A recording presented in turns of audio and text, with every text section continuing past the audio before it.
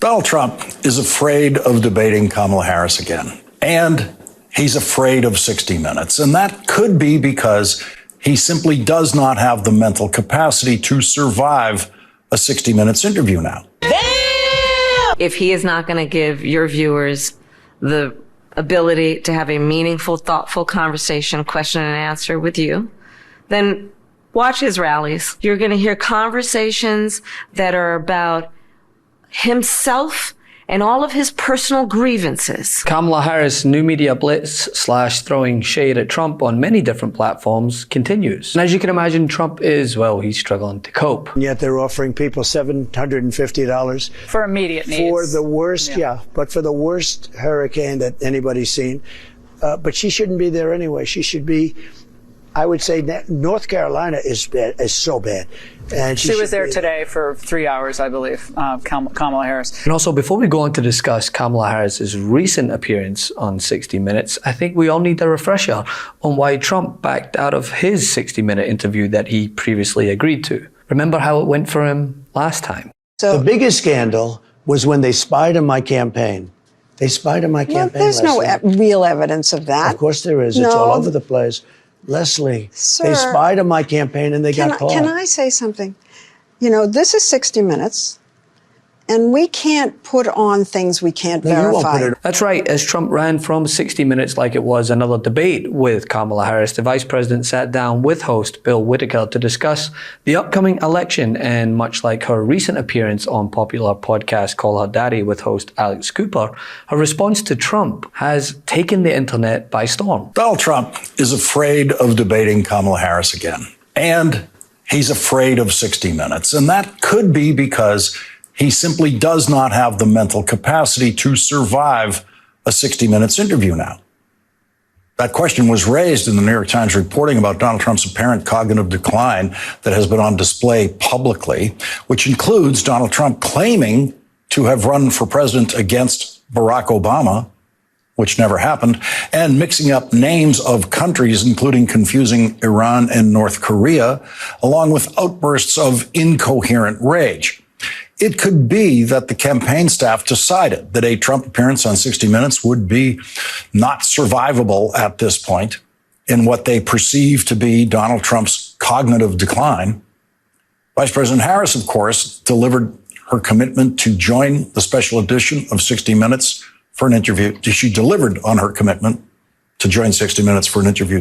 And what you will not hear is anything about you, the listener. You will not hear about how he's going to try to bring the country together, find common ground. And Bill, that is why I believe in my soul and heart the American people are ready to turn the page. And let's just pause a minute, right, to discuss how the media would react if Kamala Harris agreed to a sit-down 60 Minutes interview, then backed out. I mean, despite her regularly talking to the press, sitting down with journalists and appearing on countless shows and podcasts just in the past 2 weeks, she's the one that Fox News want you to believe is hiding. But the big bad alpha who ran from a second debate and now a 60-minute interview out of fear of being fact-checked isn't. I mean, the dude agreed to all of these in advance, right? The interviews, the second debate, but in the wake of how dire he performed, it seems he'd rather be seen as a coward than face a dreaded fact check. Because as J.D. Vance said during his debate, you know, they don't like that over at Trump HQ. But the response to Vice President Kamala Harris's appearance has been overwhelmingly positive as she outlined her economic plan to help small businesses, offer tax incentives to families, and bolster the middle class. You want to expand the child tax credit. Yes, I do. You want to give tax breaks to first-time home buyers. Yes. And people starting small businesses. Correct. But it is estimated by the Nonpartisan Committee for Responsible Federal Budget that your economic plan would add $3 trillion to the federal deficit over the next decade. How are you going to pay for that? Okay, so the other economists that have reviewed my plan versus my opponent and determined that my economic plan would strengthen America's economy, his would weaken it. But my plan, Bill, if you don't mind, my plan is about saying that when you invest in small businesses, you invest in the middle class and you strengthen America's economy. Small businesses are part of the backbone of America's economy. But akin to her answer on abortion that was shared far and wide on Call Her Daddy, she shined. I do want to clarify something.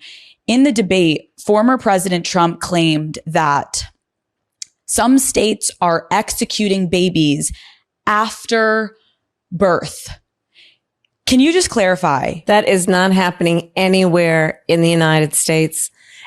It is not happening, and it's a lie. It's a bold-faced lie that he is suggesting that, can you imagine? He is suggesting that women in their 9th month of pregnancy are electing to have an abortion. Are you kidding? That is so outrageously inaccurate, and it's so insulting to suggest that that would be happening and that women would be doing that.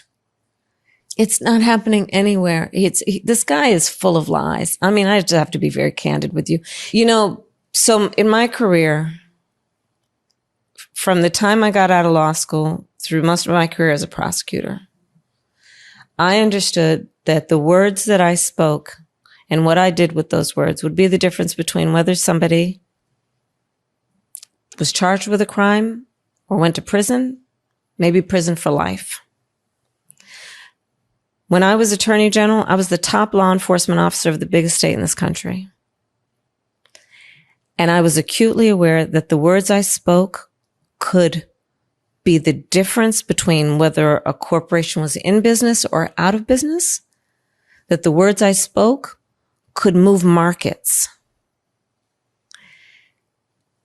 The idea that someone is not only so careless and irresponsible and reckless, but out and out lies to create fear and division in our country, and thinks he should be president of the United States standing behind the seal of the president of the United States using the microphone that comes with that,